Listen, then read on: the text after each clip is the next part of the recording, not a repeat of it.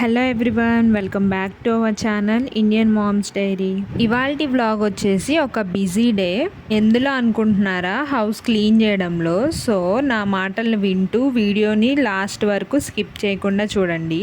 ఇవాళ మార్నింగ్ నేను లేచేసరికి అమ్మమ్మ ముగ్గు వేసింది. సో ఇంకా నేను లేచాక బ్రష్ చేసి టిఫిన్ చేసాం ఫస్ట్. మా పాప కూడా లేచింది, ఇంకా తనకు కూడా బ్రష్ చేయించేసి టిఫిన్ పెట్టేసా. ఇవాళ మా టిఫిన్లో ఇడ్లీ అలానే గ్రౌండ్నట్ చట్నీ.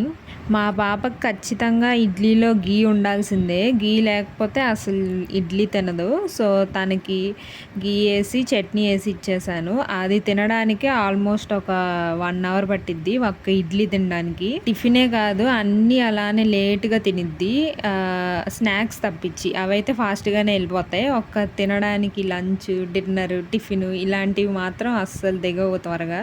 సో ఇంకా టిఫిన్లు అయిపోయిన తర్వాత మా బుడ్డోళ్ళు ఇద్దరికి స్నానాలు చేయించేసాను. వాళ్ళిద్దరిని రెడీ చేసి ఇంకా కొంచెం సేపు ఆడుకున్నారు వాళ్ళు. ఈ బ్యాగ్ నేను మీషోలో తీసుకున్నా. దీనికి సెట్ ఆఫ్ 3 వచ్చినాయి, అంటే సైజెస్ బట్టి. ఇది పెద్ద బ్యాగ్ అన్నిట్లో. దీనికంటే కొంచెం చిన్నది ఇంకొకటి ఉంది, ఇంకా దానికంటే చిన్నది ఇంకొకటి. సో ఇంకా వీళ్ళ థింగ్స్ అన్నీ ఒక దగ్గరే ఉంటాయిలే అన్నట్టుగా పెట్టాను. ఈ 3 బ్యాగ్స్ కలిపి 125 సంథింగ్ ఎంతో పడింది. సో ఇంకా పర్లేదు, బాగానే ఉన్నాయి బ్యాగ్స్. ఇంకా ఒక్క చోటే ఉండడం వల్ల ఈజీగా ఉంటుంది వీళ్ళని రెడీ చేసేటప్పుడు. సో ఇంకా మా చిన్నోడిని రెడీ చేసిన తర్వాత మా పాపని రెడీ చేశాను. తను అస్సలు బాగా పేచీలు పెడతా ఉండిద్ది, అస్సలు ఫాస్ట్గా రెడీ అవ్వదు, ఇంకా కోఆపరేట్ చేయదు. ఆ కలర్ బొట్లు కనిపిస్తే ఇక వాటిల్నే. ఇంకా వాళ్ళిద్దరిని రెడీ చేసి ఒక రూమ్లో వాళ్ళిద్దరు ఆడుకుంటున్నారు. ఇంకా మేము క్లీనింగ్ స్టార్ట్ చేసాం. ఫస్ట్ ఇవాళ ఓన్లీ ఒక బెడ్రూము, ఒక హాలు.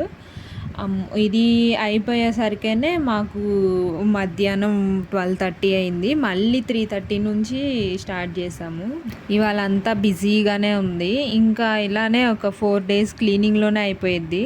ఇంకా మాకు ఇంకొక రూము, కిచెను మిగిలిపోయాయి. ఇంకా మధ్యలో మా చిన్నోడు ఏడుస్తుంటే వాడికి ఫీడింగ్ ఇచ్చేసి ఇలా పెద్ద ఉయ్యాలు కట్టాము. ఇంకా వాడు పడుకున్నాడు.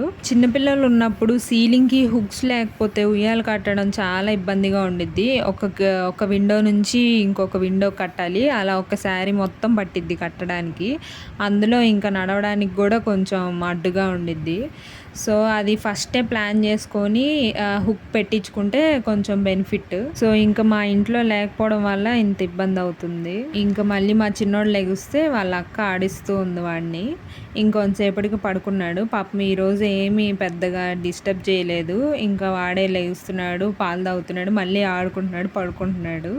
మా పాప కూడా పెద్దగా ఏమి ఎక్కువ డిస్టర్బ్ చేయలేదు, తను ఆడుకుంటూనే ఉంది. సో ఇంత డీప్ క్లీనింగ్ ఎందుకంటే మా చిన్నోడు అన్నం ప్రశ్న వచ్చేస్తుంది నెక్స్ట్ మంతే. సో ఏదైనా అకేషన్ అంటే ఫస్ట్ హౌస్ క్లీనింగ్తోనే స్టార్ట్ అయ్యిద్ది కదా. సో మేము అలానే స్టార్ట్ చేసాము. సో ఇంకా మా చిన్నోడు అన్నం ప్రశ్నవి అన్నీ ఒక్కొక్కటి ఒక్కొక్క సిరీస్లా పెట్టాలనుకుంటున్నాను. సో ఎవరైనా ఇంట్రెస్ట్ ఉంటే చూడండి. సో ఇంకా బెడ్రూమ్, హాలు బూజు దులిపేయడం అయిపోయిన తర్వాత ఇంకా మళ్ళీ ఫ్రెష్ అయ్యి లంచ్ చేసేసి మళ్ళీ ఆఫ్టర్నూన్ కూర్చున్నా ఈ షోకేస్ క్లీన్ చేయడానికి. అదంతా ఆ ట్రాన్స్పరెంట్ షీట్ వేయడమే పెద్ద టాస్క్ అసలు. అది ఎక్కడ తిత్తురు లేకుండా వేయాలి కదా, అసలు చాలా కష్టంగా అనిపించింది. ఇంకా అది కూడా అంత పర్ఫెక్ట్గా ఏం రాలా. కాకపోతే ఏంటంటే లోపల డస్ట్ వెళ్ళకుండా, ఇంకొకటి పిల్లలు పద్దాక బొమ్మలు అవి తీయకుండా ఉంటారని చెప్పి. ఎంతైనా హౌస్ అంతా క్లీన్ అయిపోయాక నీట్గా చూసి ఎంత పీస్ఫుల్గా ఉండిద్దో కదా, అప్పటి వరకు పడిన కష్టం అంతా కొంచెం రిలాక్సింగ్గా అనిపించిద్ది. మీకు కూడా అంతేనా? కామెంట్ చేయండి. అలానే నా ఛానల్ సబ్స్క్రైబ్ చేసుకోండి.